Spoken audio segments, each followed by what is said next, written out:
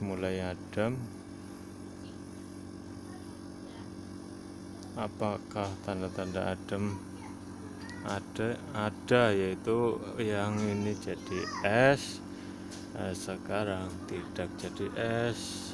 Nah, ini juga. Oke.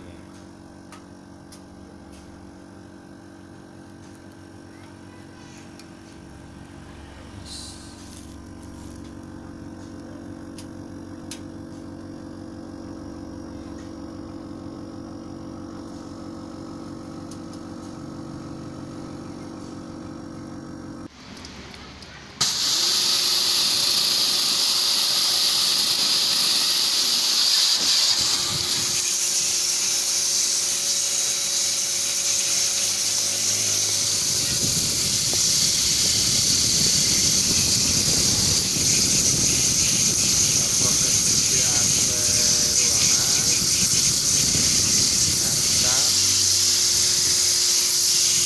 di Gendrung Mangu,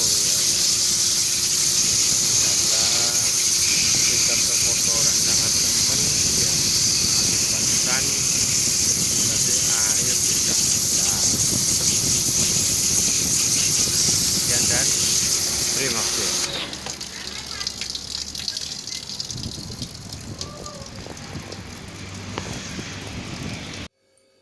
Hasil servis kulkas di Karanganyar, daerah Kampung Laut, Cilacap.